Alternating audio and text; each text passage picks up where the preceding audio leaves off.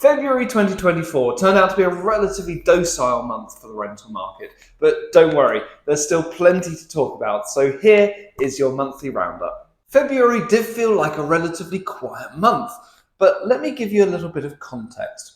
We're going to start by looking at the number of new applicants we registered last month, applicants being people who are actively looking for rental homes. You can see that this was down both on January by 15%, and also when you compare it to this time last year by 31%. So the number of people actively contacting us looking for a rental home is down on normal average figures.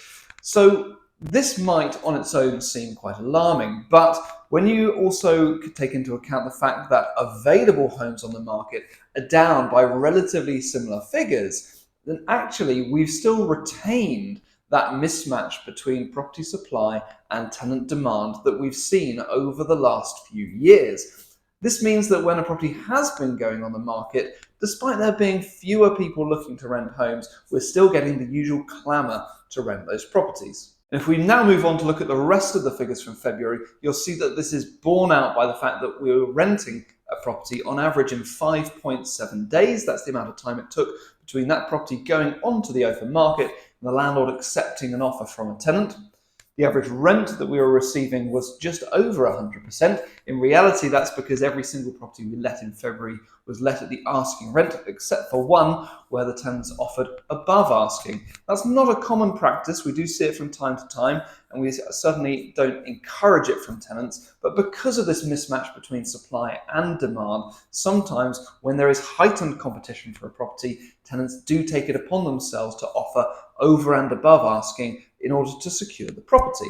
Next, let's look at the average rent increase achieved during February. Now, we're looking at the increase here at the point of relet as opposed to a renewal. So I'm comparing the rent paid by the new tenants versus the old tenancy. And on average in February, those rents were 11.25% higher. So we're still seeing very high rent increases at the point of relet.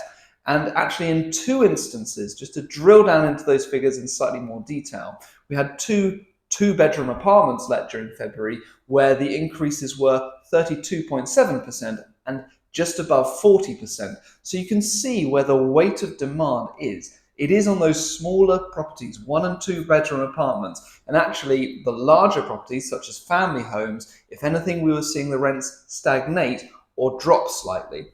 The weight of demand is for smaller, typically city centre homes, as opposed to family homes. We're seeing more and more that families, unless they absolutely have to move, are choosing to stay put in their existing homes. Well, that gives you a brief insight into the rental market here in Bath over the last month or so. Now, looking slightly at the wider picture across the UK, I am recording this unfortunately just prior to the Chancellor's spring budget, and I will of course let you know if he announces anything that is relevant to landlords. But if that does happen, I will probably fall off my seat in shock, because certainly the pattern from the last few budgets has been that there's been very little of relevance to private landlords. But who knows, if I'm wrong, I will let you know straight away. And finally, landlords who are local to Bath may be interested in joining us on the 27th of March at our next Bath Landlord Conference at the Francis Hotel.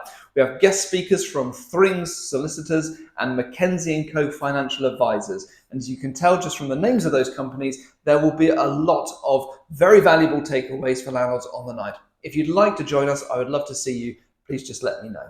Until next time, bye-bye.